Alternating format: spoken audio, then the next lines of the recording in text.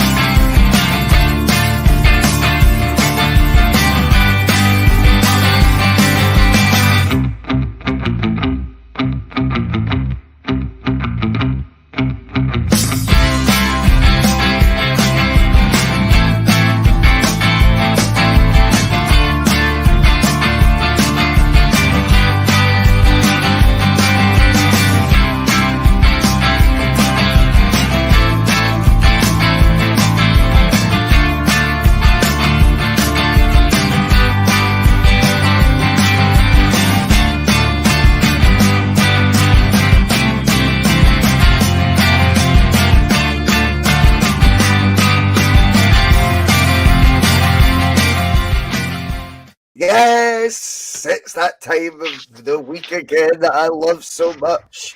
It's the breakfast bar. It is 8:37. We're getting them. It's a minute later every week, isn't it? It's 8:37. I am joined by the Log Traders, and we are told transfer deadline day exclusive. It's just managed to get put through the fax machine at the last minute. Regan Stevenson will be joining us as well. A very good morning. Loads of folk on the bus already. The Bhoycie'S buzz is what is happening. Johnny, how are you, mate? I'm absolutely fine, mate. Absolutely fine. I've got a bit of a change of scenery this morning because I've been kicked out my usual room and I'm having to decant up the stairs because the wife's at work today, so I can't do it in the usual room. So that's why you can see me a bit better, I think. Not quite so dark here. David Logue, what's happening? Big thank you to you for hosting in my absence over the long weekend. Big man, do you enjoy yourself? As always, mate. As always. I mean, Phil did most of the driving, but I was there to help out when needed. We did the Saturday Blether instead of the Sunday Blether. Saturday shenanigans. I know. I've seen that. I'm away for 2 seconds, mate, and the whole schedule just getting ripped up and started again. We went rogue. We went rogue, or you could say we went log. So that was it. The transfer deadline shut last night. I'm going to give a wee shout out to the Endless Celts, our pals over there. I watched their deadline day show last night. I couldn't help but feel a wee bit for them. And that was actually telling the truth about transfers when he said there'll be no more incomings at about 1 o'clock in the afternoon yesterday. And then, so it transpired. There was no more incomings. There was a couple.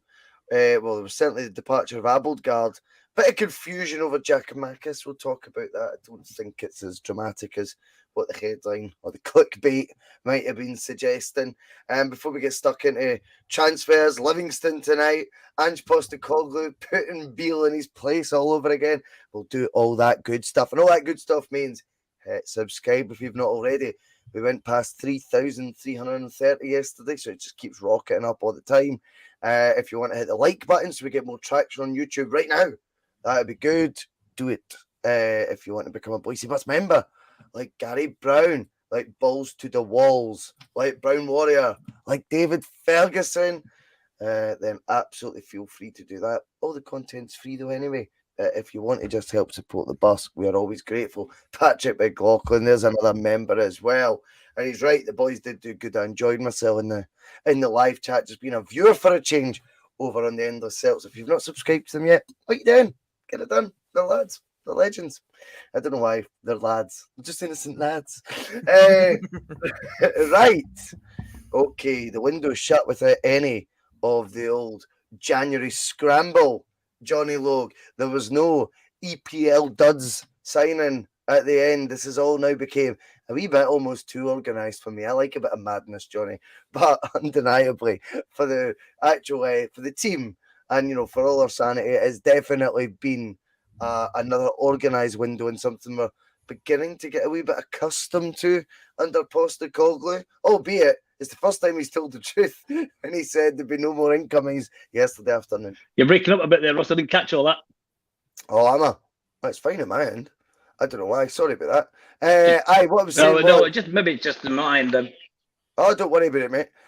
What I'm saying is the organisation basically of January. It's going to take a wee bit of getting used to because usually it's pandemonium at the end of January, and we're signing duds. Yeah, it's quite a nice feeling actually to be so organised and not be getting too excited about deadline day because the business has been done, and the important thing is also the guys that got in really early, they had the chance to get accustomed to the way that Ange wants them to work. So yeah, I quite enjoyed the fact that we weren't looking at my phone every 2 minutes to see if we've signed whoever. And hoping for some superstar and ending up with, was it John Joe Kenny or whatever his name was, the fullback from Everton. So yeah, it was good. I just watched normal television last night, didn't even bother with it. All I was seeing was the bits that the boys in the group were putting on, the stupid money Chelsea were spending. Well, yeah, I mean, obviously Celtic will never be in that sort of conversation, David, when it comes to spending stupid money, but they didn't spend anything last night. They didn't need to. Obviously, their business was done. Monty's saying it's Abligard. I mean, I'm reading his name right now. I'm just reading his name for the site, how I would say it. So if it's Abligard, I bow to your Danish knowledge, Monty, my friend.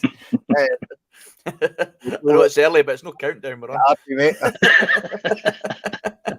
You've done that in the 9 p.m. show. I did a swift answer for you, Monty, but no, at this time I'm like, as you win.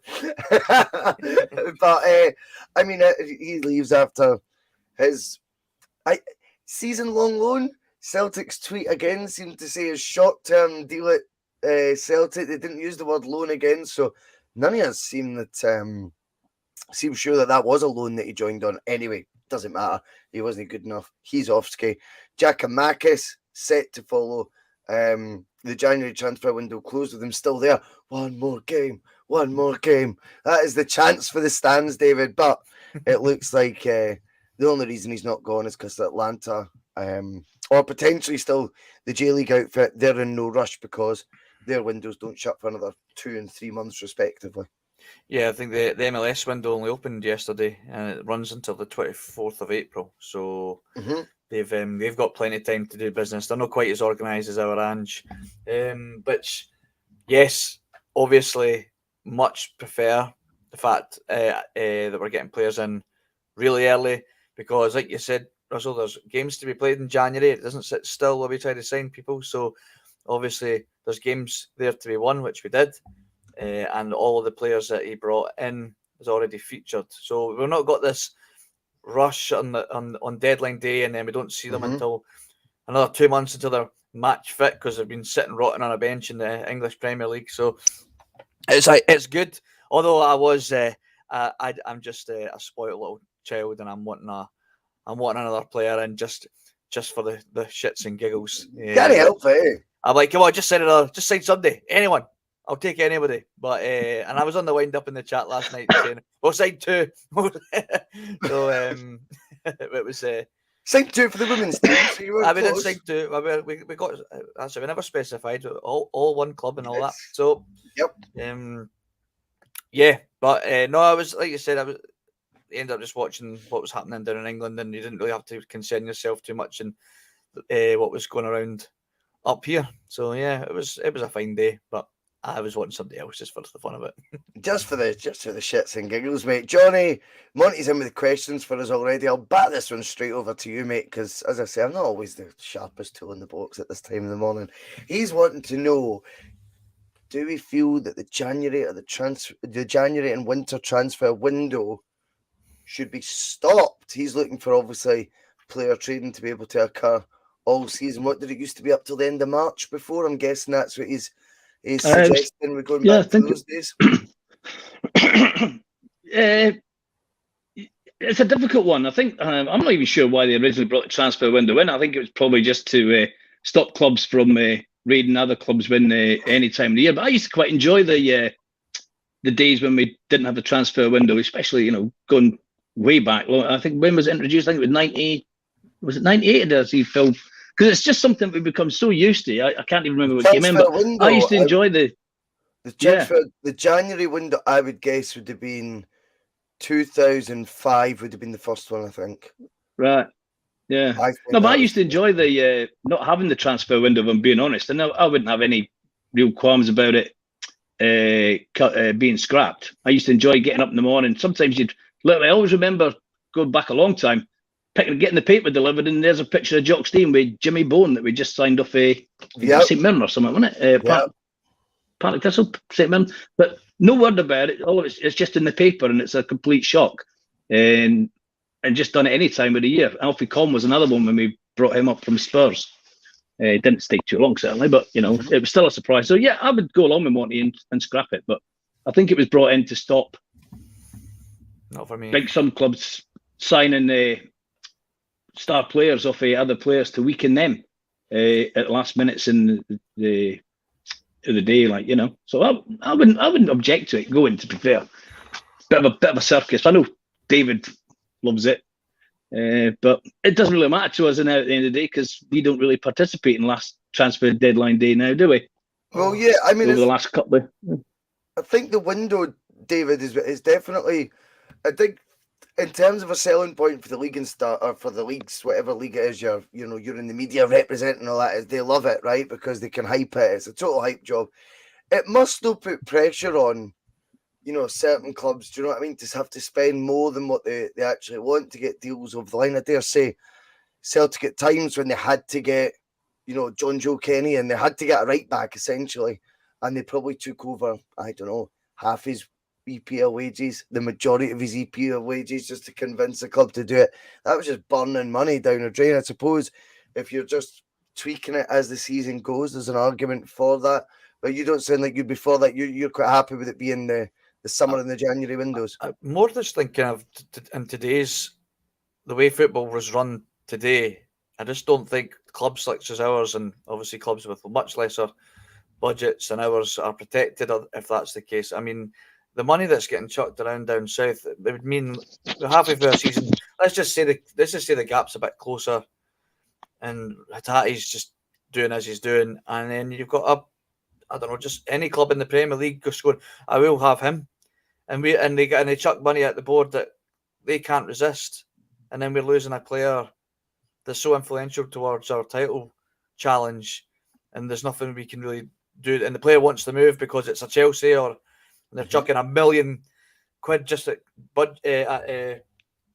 get your left toenail because they can afford to do that. I just think this, not that the financial fair play has actually worth what it's written on, it kind of protects clubs from, like you say, raiding lesser clubs in lower leagues or sitting a bit lower on the table. Like you said, you can just weaken your relegation rivals by just snapping up the best player mid-season without any warning. It's just I just think it'd be a bit of a dangerous thing to go back to. I think this gives a little bit of order in a world of transfer chaos, because obviously there is chaos still in the transfer windows, because like you say, clubs are probably spending more than they want to on a player, but then it means it's protecting the club that you're buying from mid-season. I think I would hate it if we're halfway through the season and we wake up and Kyle goes away to Man U Oh, why?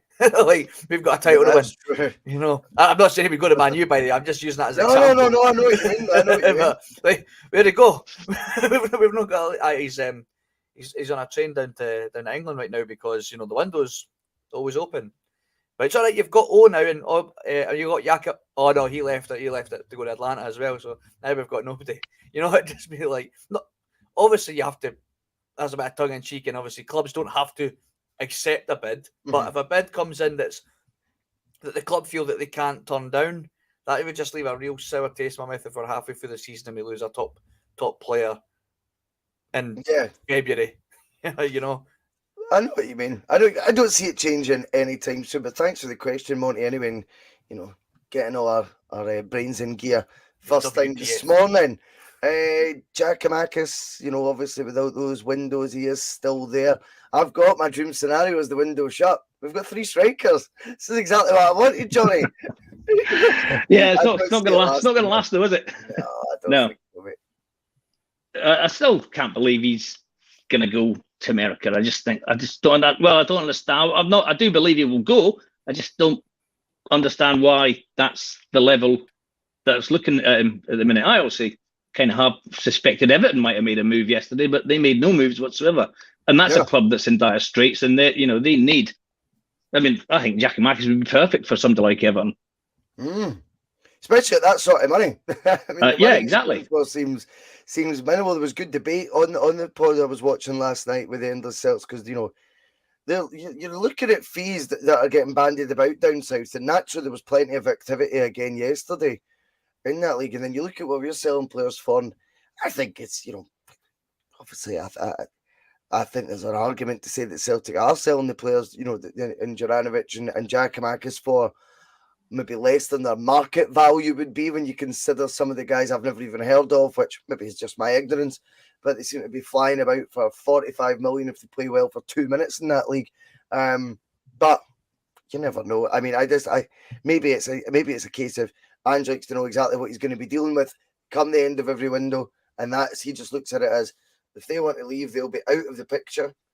And these are the ones I want to bring in. They better be in the picture by the end of that window. And that's that.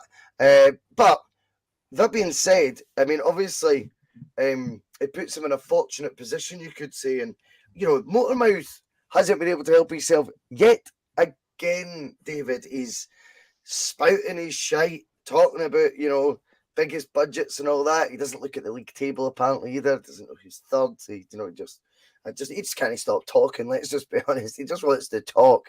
If you throw him a bone, honestly, he comes back with, the fucking, one of those big like T-Rex fucking full fossilings from the museum. Do you know what I mean? He's an absolute embarrassment, man.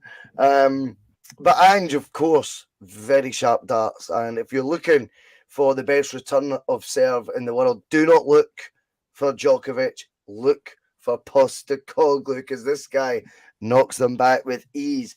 He says, I don't mind people saying we have the biggest budget because we have the biggest fan base and we are the biggest club. He also went on to say people forget that money is on the back of supporters who don't have a lot of money and choose to spend a significant portion of it on this football club. My role is not to get their money and stick it in the bank. It's to get their money and reinvest it in the thing they love. That's my responsibility. Why we do what we do. If people are saying we are the biggest club in the land, then I don't think that's something we need to be embarrassed about. That's who we are. I guess my role in that is to maximise that. David, it's pretty decent what he's saying there, isn't it? He's running a well-oiled machine, like any business would do at the end of the day. And Regan's here. Here we go. Hey.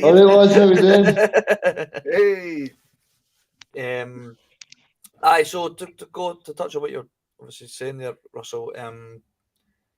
Michael Beale just needs to learn to just focus on his own garden, as Ange was saying last season. He doesn't look over the fence at anyone else's garden, and maybe Michael should just focus on his. Well, of course, it doesn't look like he must. He obviously doesn't have much of a garden to be looking after if he keeps looking over the fence at us because, yeah, he's got nothing. He's got plenty to do than just talk about us, so he should really focus on that. Ange is. You just have to look at the net spend. The money that's been spent on players has been mainly invested on sales of the players that we've got, or sorry, that we had, and he's invested it properly. We've not got any face painters to pay off. We can focus that money on important things like signing players, and that's what he's done. Like any big operating club would do. Don't Celtic.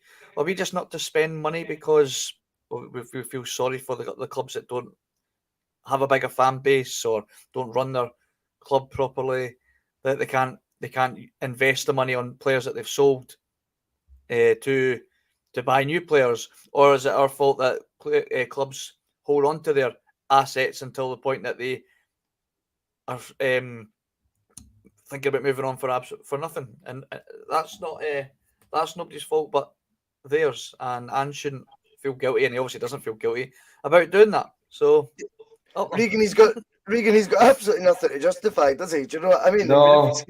The biggest club in Scotland in shock horror being able to spend the biggest transfer fees. It's hardly great copy, is it? No, and I think the biggest thing for us as well is we've said on this bus, I think we should probably spend more than we actually do. Yep. So, and I think the point you made yesterday is that we should speak to Mr. Dembele. I don't know why we didn't, because we spent 60,000 on Robbie Keane back in the day. True. And I know you like the saying, tickled his balls. So I think that would have tickled his balls if Dembele did come in. So, I mean... The last thing in my mind on a Wednesday morning, Regan, even I'm coming ball, get my balls tickled, but I know you're right. Dembele could have definitely been offered some fondling by the club, I think so. He didn't move on either. I'm pretty sure he stayed at Lyon, so that's a free transfer in the summer by the looks of it, because his contract's up. Yeah. I think that's. I was surprised they would make me talk about Southampton for him yesterday, and I thought, why would he want to go to Southampton? No, could you imagine the overdrive Bill would have gone into if we'd announced Dembele last night? That would have given him plenty to talk about and be jealous of. See, if you guys are talking about that, right? Surely that would be the marquee signing to make us improve even more for the Champions League then.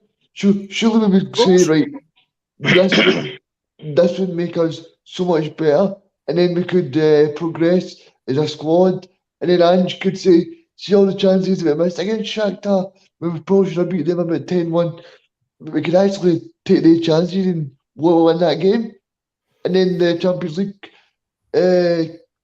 stages would have looked a lot better for us.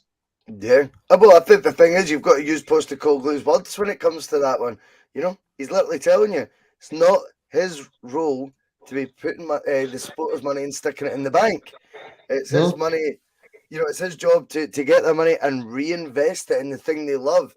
I think he would be one hell of an ambitious sign of investment. And by the way, you'd get it all back at some point anyway, whether that be in prize money for qualifying for Champions Leagues a couple of years in a row, whether it be for selling them on. But I went round and round on it. But to me, I just think we're entitled as well with fans. One of the things about football is you're entitled to have that blockbuster moment, that moment where were you when Musa returned to Celtic? That's part and parcel of supporting a team as well. It's not a complete science that everyone seems desperate to turn the sport to. There's got to be times where you go, fucking hell. Oh my God, that's amazing. Like, I cannot believe we've just done that. And we very, very rarely do that in the transfer market at times. And that's why still you talk back about or you reflect on moments where Robbie Keane that you highlighted there signed for the club, because it was such a, oh my God. I mean, even then the league was done. This would be from a position of strength. Celtic don't tend to be proactive from positions of strength, but they will continue, Johnny, to spend the most money in the league because Anne says we are the biggest club. Well, yeah. I mean, like, see, he goes on about Beale goes on about the money we spend. Of course we're going to spend. It's like David says, we've got to reinvest. Every time you want to improve something, you tend to have to spend money to improve something. And he's spending the money, but he's bringing the money in. This is what we keep arguing. This is our go-to argument back. We brought the money in, so of course we're going to just reinvest it. We haven't. It's not like we're going 50 and 60 million pounds. It's not our fault that when Rangers sold Bassey and Aribo for apparently the best part of 30 million quid, they had to pour it all into a black hole, which didn't bring any players out of. That's not our fault. We're doing our business properly. Sell the players, get the best money we could for the players that were leaving at the time, as in Edouard and whatnot, and just reinvested it in players that are just as good, if not better, for a lot less money. Because he knows the market. We keep saying it. He knows the market. He knows where he wants to shop. That's where he goes. And if they had any brains, they'd be doing much the same. They'd be, let's have a look at that market. Other clubs are following suit. Hearts have done it, haven't they? Motherwell have signed at least one Japanese player. He knows his market. He knows where he knows. As he said, I was reading this morning, if I spend my pound better than you spend your pound, then we'll win the league. And that's what he's doing. Yes, that's very true. I mean, David, how long can it go on though that we only simply spend what we recoup in transfer fees? Because there's lots of many different revenue streams at Celtic. There's plenty of other ways that the club generates money. Whereas right now, the optics, it would look like anyway, roughly, we just use whatever we recoup in fees as our sort of transfer budget. But I mean, what we're going to be making, the rewards for having a good team in the park is then, your qualification for the Champions League. Your rewards for being the highest profile club in Scotland is having Adidas. That's nice. Making the kits and giving you the biggest sponsorship deals in the country. The rewards for being the biggest club in the country is you sell the most season tickets. You have the highest attendances. All these things factor into, a lot of different revenue streams that Celtic have. But right now it seems to be very much, okay, what we bring in on player sales will then allow the manager to spend, albeit, having said that, just to contradict myself a wee bit, we kind of did spend the money before we brought it in for the likes of Juranovic, you know what I mean, on Johnston, for example, but it was always going to be within the sort of amount that we got for Juranovic, what we spent on Johnston. They could be pretty safe on that one. Yeah, I mean, if you know a player's going, like it's guaranteed, it's on paper, it's just not been put to the media yet that Juranovic is going for 7 million plus add-ons. Right, cool. That money's in the bank. So I'm signing the player now. So that's just been proactive, I think. There's a couple of things I want to touch on. Like Steve would come up in the comments that you brought up saying that the attention to the budget is to as an excuse for shortcomings. I totally agree with that, because there's a lot of attention being focused on Celtic's budget, not just from Michael Beale, but other managers in the league as well. And I think, yes, of course, we're spending a lot of money, but just spending money doesn't always guarantee you success. You need to have a good coach. I mean, if I got put in charge of Celtic and got to spend all that money, we'd no win the league. I tell you, because I'd be a terrible manager, right? So you know what I mean? Like Chelsea in 6 months have spent the equivalent of what Jurgen Klopp spent at Liverpool in 7 years. Chelsea are sitting 10th in the league right now. It doesn't always guarantee you success. Now, obviously, that 600 million has been accumulated over the 2 transfer windows, but they spent nearly 300 million in the summer and are sitting 10th. Right, so don't put it all down to just because we've got the biggest budget. We can spend 10 million on a shit goalkeeper and a shit striker and not win the league. We have, which we saw two seasons ago. So I do think it's unfair for these managers to just purely put it down to, well, Celtic have the bigger budget and spend all the money. Well, you need to have a good coach in place to get your players playing a style of football that you want that wins you games. So, and Ange's doing that. So it's not just all down to money, it's down to having a good coach. Yes, to your other point, Bhoycie, I think obviously it's purely speculation on my part, which is my right to do so as a fan. I think Ange is coming with a a short game plan and a long game plan. And to get the long game plan to work, you need to have success in your short game plan. And the short game plan was to let me sell the assets that we've got and let me reinvest that purely with just the money that's been spent, sold with players, generated by player sales. Once we get that out of the way, once I get my team that I want and get them up and running, we'll start to reap the rewards of that, seeing us qualify for the Champions League season after season. When I do that, that's when I expect to start spending a little bit more ambitiously. That's what I'm hoping anyway, is perhaps the long game plan. Because, like you say, Russell, it can't always just be, all right, well, we'll sell Yakilakis for 4 million and I will then invest 2 million on a striker and maybe 2 million on a midfielder, and we'll just continue to do that, and we'll just sit about. If Ange is truly ambitious, as he says he is, and what he wants to do in Europe is in making an impact and growing, as he said, Celtic as a top Champions League team, then he has to expect the club to start acting and spending like a club like that. And that's not just going to have to be purely on selling a player for a reasonable amount and then buying a couple of players at a reasonable amount as well. We need to David maybe start... already said, sorry, David, just going to say, but as I said last week, Ange Postecoglou was already seen GVB get to a European final with a terrible squad.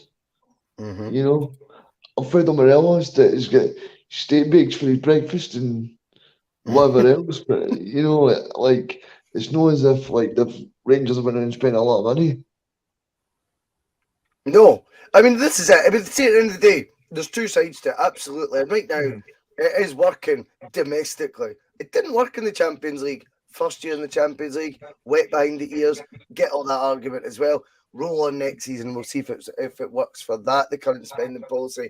But certainly domestically, Johnny, it is working. And Livingston at home tonight, I appreciate we are playing the pounds for points league champions that David Martindale's got right now. I think Ange had another quip for him as well. As you know, has he not been saying that for years? You know, again tonight it's a test. But that being said, should be able to get the job done comfortably. Straightforward win. has to be a straightforward win. I can't see any difference, to be honest. I was a little bit more concerned about going up to Tannadice on Sunday than I am about tonight's game. I think quite rightly, to be fair. But now, straightforward win, and it'll be interesting to see what happens in Edinburgh tonight as well. Could be a big night tonight. Well, yeah. I mean, at the end of the day, I think right now we need to remember as well. Celtic's one defeat in 60 games domestically or something? 61? 62. Is it? Well, maybe it is as much as that. As you know, I don't come on here with notes, as you can all probably tell. But Johnny, that sort of form that Celtic's shown, the consistency they've shown, makes it, you know, it gives you that sort of air of confidence. And whilst, you know, I appreciate, you know, our nearest challengers haven't lost a game in the league so far, either since their new manager came in. The fact is we are actually further ahead now because the goal difference is stretching all the time, and at no point have I seen a chink in Celtic's armour in that time because results elsewhere have improved, where sometimes that can obviously put greater pressure on you. Do you know what I mean? If you know, they're all right, I know they're a wee bit in the distance behind us, but they keep winning. Is that putting pressure on us? I've not seen us remotely react to anything else that's going on around us. I think we're very much in our own space right now, and I expect us to get the job done. Oh yeah, you can see they've just gone out and done the job that they've needed to do every game since he came in, and including the game at Ibrox where we needed to get the late equaliser, and we got it. We just do the job. They're not showing any signs of being under any pressure. Like I said, tonight I expect them to go out straightforward win, hopefully increase the points gap and also increase the goal difference again. So straightforward, can't see any problems at all. Regan, are you sharing Johnny's? You sharing Johnny's confidence, Regan? Not so much, just because the last few times I've watched Celtic play Livingston, it's been quite a stuffy game. I think the important thing for us to do, because looking back at last season, there was 2 draws at Celtic Park when Giakoumakis missed that penalty, was a big one as well. in the last minute. But I think the big thing for Celtic, especially in this game, is to get a goal in the first 10, 15 minutes. Sit everyone down, make sure you're playing well, because if you've still not got a goal, let's say 60, 65 minutes, and then it starts to build the tension, Livingston start to go in the game. But I think if Celtic get that first goal, say within the first 5 or 10 minutes, then I expect them to do very well. And this could be a night where even if Rangers don't slip up, this could be a night where Celtic score 5 or 6 and increase that goal difference to so much that Rangers would not be able to catch up with. And I think the important thing to stress as well for this is that Rangers are playing the third best team in the country. That's a big test for them, and it'll be interesting because Tynecastle on a Wednesday night is a very difficult one, especially when they're playing so well now, with Shackland scoring a lot of goals and Devlin's playing really well, and they've got Xander Clark playing well and all. So I think that it's a difficult test for them tonight, and I hope that they can at least get something. Because I've seen Robbie Nielsen was a little bit disrespected yesterday in his press conference by Michael Beale, saying Aberdeen were the third best team. So I hope he's a bit fired up by that. That can happen, yep. Also, I wanted to say to you guys this morning, this was one I had, but I just find it strange that on a week that Rangers are playing Hearts and Celtic are playing Livingston, I mean, both, I can't believe that they chose the games at the weekend, but the teams second and third in the league is not available to watch on Sky. I just don't understand. Like, surely that would be the game. If you're working at Sky, that you would say that was the one you want to put on the telly.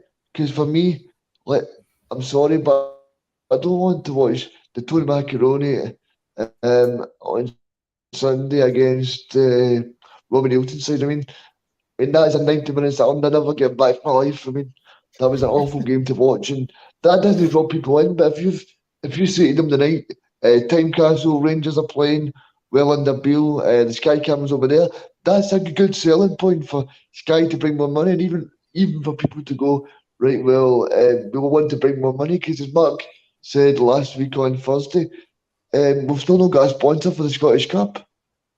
Still not got a sponsor, so I think it's important that we bring the best teams on the telly. I know every team is guaranteed to get a certain amount of fixtures, but I think it was David that said the other day that Sky didn't use all their games last season. So if they didn't use all their games last season, and they're probably not going to use all the games this season, surely this could have been a game where they went, right, this is the perfect chance for us to put 2 games on and make some Scottish football fans really happy, because I see Rangers fans are not happy that they're not able to watch it unless they pay the Hearts pay-per-view. I mean, in a day and age where you have to pay 15 quid to watch a club, and you can't even watch it on your own television, I think that's that's crazy. There's a few things with that though that we need to try to be balanced on, because when Sky didn't fill their quota, David, right, of their fixtures last year, I thought the optics that didn't look great, right?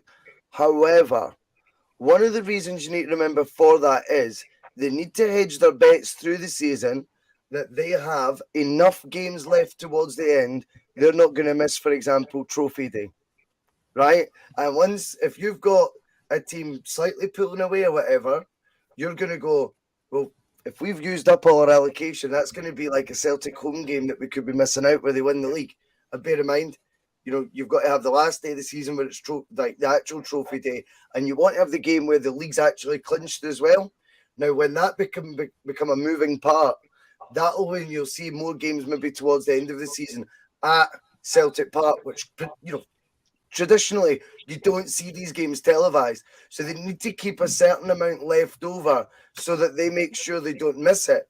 If Celtic win the league with a few games to spare, will they then put a Celtic Park game on the telly in between trophy day and that? No, they'll probably not use the match for that, right? Because what's the point, right? Do you know what I mean? And that's why the allocation, I don't think, is getting fully used at all times. Did I expect the Hearts Rangers to be on the box tonight? Yeah, absolutely, you're right. I mean, third place versus second, common sense would tell you that would be on the telly in most leagues. But as far as I'm concerned, they were two Diddy teams, mate. Nobody cares. I mean, I'm not really privy to talk about how Sky conduct their business when it comes to how they schedule their programming, but they it's one of those ones that's like they have a contract when it comes to your mobile phones. If you don't use all your data, it rolls on. So it's a shame they don't do something similar with their TV time. We didn't use all our TV time last year, so we're going to put a game on, but it's not going to cost. You aren't getting any money for it though, SPFL. You know, they could have maybe done that. That would have suited me, so I got to watch the game. But or could have went tonight, of course, which I'm not able to do. But yeah, like you said, so you don't, we put on a midweek game against Livingston, and then we sacrifice seeing us win the title elsewhere. I think on the grand scheme of things, you'd rather avoid that happening. So you can fully understand why they haven't done it. It's obviously just a frustrating side of things from a fan's point of view. I'm sure there'll be other alternative ways to catch the game tonight, Regan, if need be. I'm sure. I'm sure that I must admit I was surprised when I heard that the game at Tynecastle tonight wasn't on the telly. But am I right in saying there's a full fixture list tonight? Yeah. Yeah. Well, I can't. If we talk about Sky and the television deals, I don't think I can ever recall a full card fixture list in England in games. At least one game not being English game being shown on the telly. They don't ignore a full fixture list like that down here. You can pretty much always see. In fact, spread over Saturday, Sunday, Monday, Wednesday, Thursday, Friday. They're getting games now, aren't you? So I was surprised that if they're going to miss out games, I'm surprised that one was missed out. I mean, whether it was second and third or not, whether we like it or not, Rangers playing Hearts at Tynecastle's, it's a big game. It's a big draw. It's one of the showpiece games, isn't it? Yeah. This season, Johnny. Sorry? I've seen the two Edinburgh Derby games have not been on the telly this year. They've been pay-per-view, two Edinburgh Derby games. Right. See, that's negligent from Sky, or it's just ignorant from Sky, whichever way you want to look at it. Them games should be on the telly. I think these things could all probably be explained. And that would be maybe, again, what we look for in many aspects of football is we look for transparency. And maybe they could put the argument to bed and we'd all go, actually, that makes sense why it's not on. And we just don't know all the facts. The point of the matter is, though, once you've bought the rights, it is your gift to do whatever you want with them. At the end of the day, no one else wanted to put up the money that Sky did. And if we didn't have Sky's TV money, where would this league be?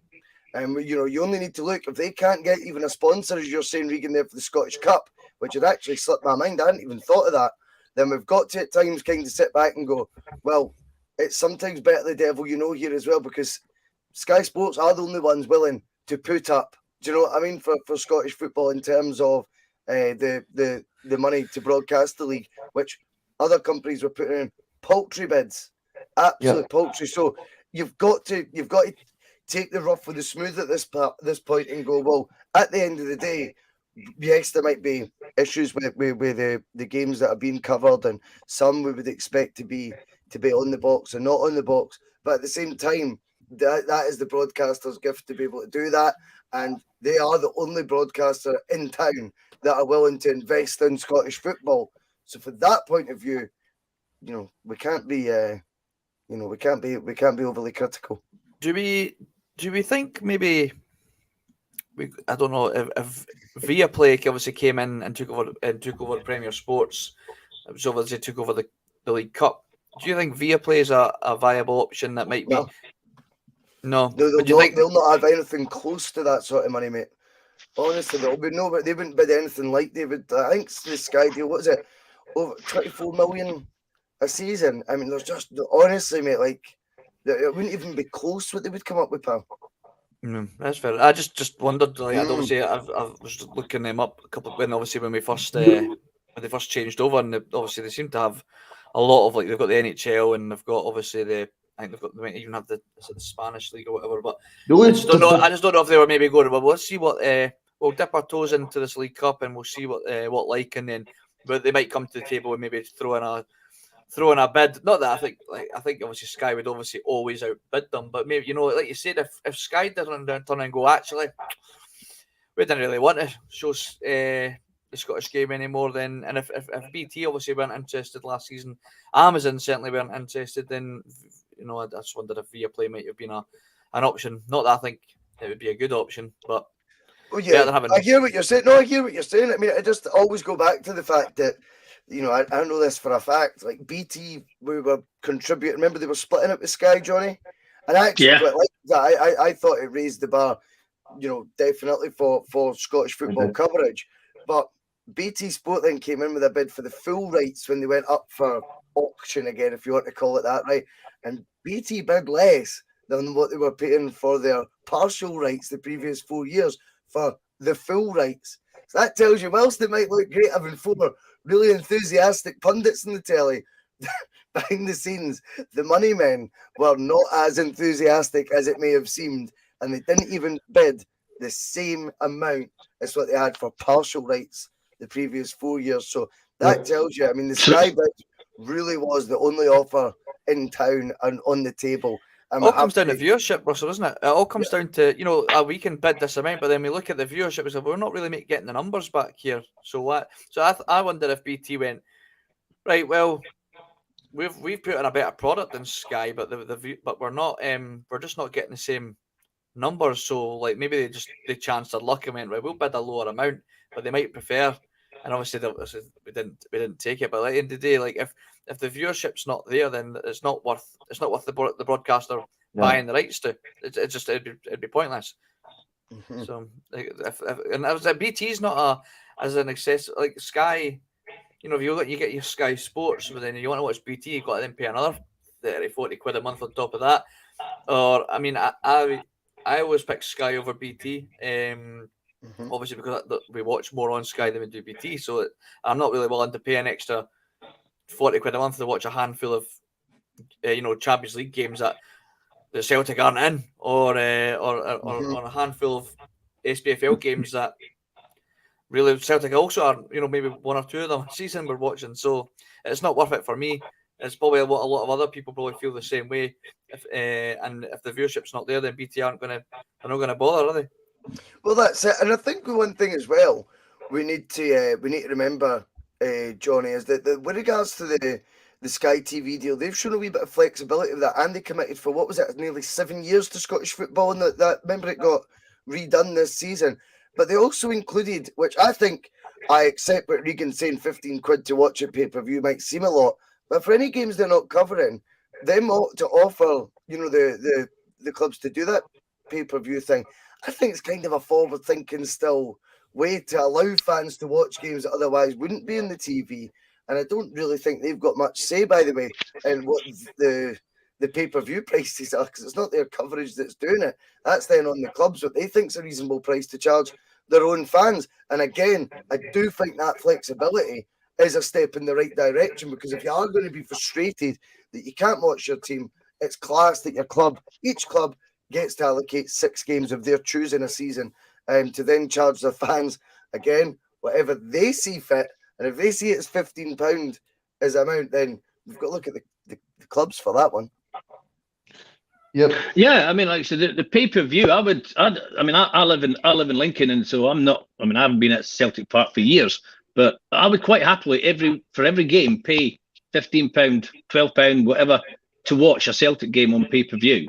Quite happy, so I could watch it, whether it be on the telly, in the house, or when I was at work on the buses, on a break, watching it on my phone. There's nothing worse than having to listen to a game on the radio, especially on the internet, which is already 2 or 3 minutes behind schedule anyway. But listening on the radio is awful.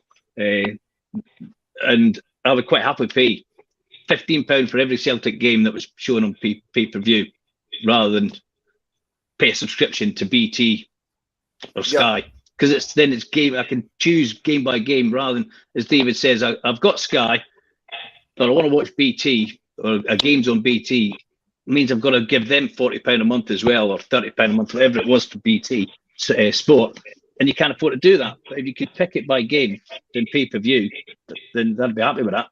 Imagine though, from a club chairman's point of view, listening to what you just said there, Johnny, and them all shitting themselves. Do you know what I mean? We literally don't know how many games Johnny's going to think's worth buying or not, and that's our TV revenue. Yeah. And that's when it's, or do you go for the guaranteed? Yes, it might be less than what we think, but it's that guaranteed revenue stream year on year. I just don't think they would take that plunge, Regan. Do you?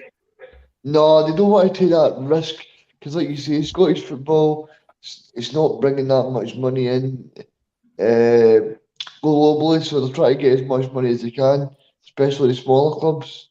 I mean, look at St Johnstone, that Scottish Cup title last week. They only had 300 fans at the game. Then they sold the rest of the stand to the Rangers fans. So that just shows you that the economic scale of Scottish football is changing, and like these clubs are just needing as much money as they can get. That's true. It's true. It'll be something that we never ever get to the bottom of, but you never know. I mean, maybe they'll make these sort of modern day thinkings, but for the next 6 years anyway, or 7 years, it certainly looks set in stone that Regan's going to be raging that Hearts Hibs isn't on the. I just wanted to ask you guys one more thing. Did you see the VAR? Did you see the VAR controversy last night? Go on. Ross County Hibs. So David Marshall was cluttered by Jordan White. The referee goes over to the screen, says that it's a goal, but Lee Johnson and the people in the BBC studio were saying that basically from their angle it looked as if it shouldn't have been a goal. Right. And I just don't understand why these referees can constantly go to a screen, and how can people in the studios, managers, players, how can we all see things different from the referees? How is this happening every week? Well, they'll make it up as they go along would be my long and short answer to that, because I don't think there's no consistency in the decision making. And again, the one thing about VAR that we should really look like as a success point of this season, David, has been, whilst there's a million league tables that fly about, showing decisions against Celtic, Celtic's penalty difference, as opposed to a goal difference thing, and Rangers being top of the league for never having a decision against them with VAR, not conceded a penalty in over 50 games. All these things haven't made a jot of difference to the league table that matters, David. And that is 9 points clear at the top of the table. Our football has done the talking, thankfully. Yeah, we're obviously fortunate enough that we're managing to overcome these ridiculous decision making, and not only just in our games, but in our rivals' games. I mean, just for an example, another reason why I think VAR is just pointless up here, and obviously we like you said, we can't get rid of it, because then we do become a backwater league that we're like, we didn't like it, so we don't want it. Yeah. That St Johnstone are going to appeal this red card decision against Rangers on the weekend, and if the appeal is successful, that means that we've gone from a referee making a decision to then a VAR doubling down on that decision, to then a board going against the decision. So like what's if that is the case and the boys' cards rescinded, then that only just adds more pressure onto these referees, that you still, despite the two of you and a screen getting this decision wrong, that we've had to take it to our board for them to then overturn it. If they overturn it, then why was it not overturned, or the right decision was made on the pitch at the time? It's just it's beggars belief. But we're going to be spending hours and hours and weeks talking about VAR until the point where we're completely bored of it. That we're just going to have to. We're just going to have to. I don't know if it's a case of we change, we get new referees in, but of course, who'd want to be a referee? Like it's become very difficult to discuss it now because it's like we're literally running out of things to say about how ridiculous, not even the VAR is, but the people operating it. It's the people that are operating it. But yeah, I mean, Johnny, for me, the thing, my biggest worry when VAR was coming in, I think it was late September that it was introduced, and we knew it was going to come in mid-season. My biggest concern was this was going to become like an asterisk year and all that nonsense, you know, the VAR season, you know, and people actually say, well, you win the league based on fucking dodgy decisions. It's actually, the good thing about all of this is it's not been the case. Plenty of decisions have went against Celtic.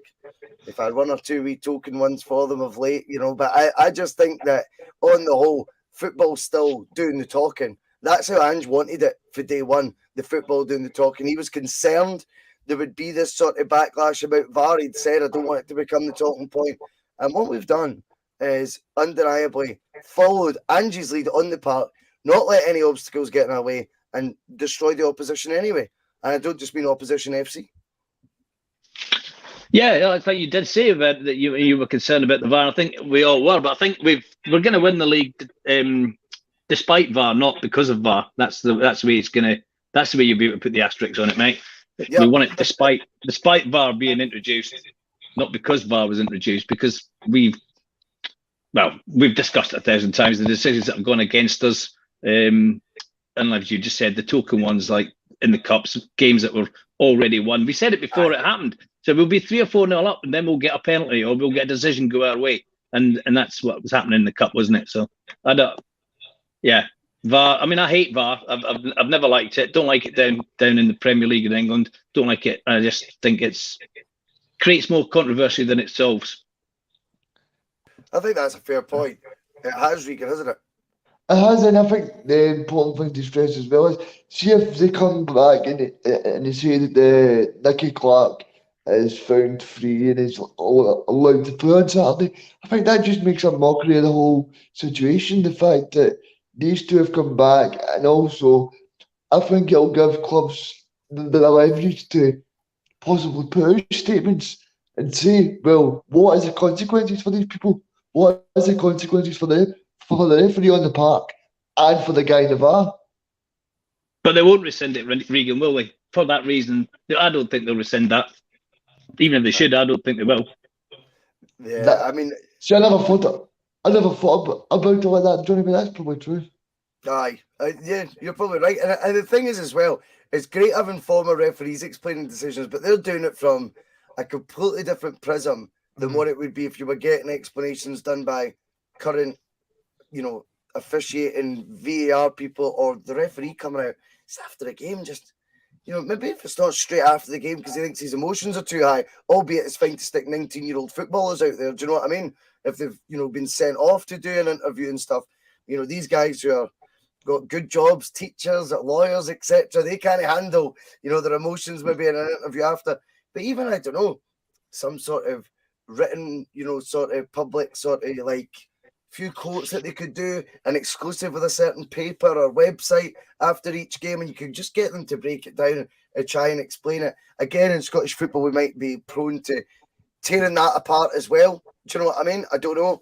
But for me, I just think that would be one way around it if you could get some sort of explanation from them, as opposed to wheeling out guys that were part of the problem in the first place. They used to work for the SFA, telling you as to why decisions were made. I listened to Stuart Dougal with Ricky Foster the other day, tying himself up in knots with his justification for the referee performance that I brought to the weekend. I just thought, fucking hell, that's counterproductive. You want to hear it from the current officials who have their finger on the pulse as to what is going on, and maybe see it from their point of view a wee bit. Would we be open to that? We'll never know. Anyway, lads, that is just us up at the hour mark. It is a quiet post-transfer deadline day for Celtic. We got our jobs, our work done very early on in this window. We're looking forward to seeing their impact over the next few months. Could it be tonight that at the end of the Livy game we're singing, oh, oh, oh, it's magic, you know? Don't stop buzzing. When you've all that stuff at the start, you know, they won't be playing Tina Turner on the coach on the way home, will they? Some of his comments about me deliberately trying to cause controversy. Well, I work in the media now, and you've got someone sitting there next to you who's an embarrassment to the media profession. He's an apologist. He's a charlatan. He's a Rangers puppet. He's a cheerleader. That's what he is.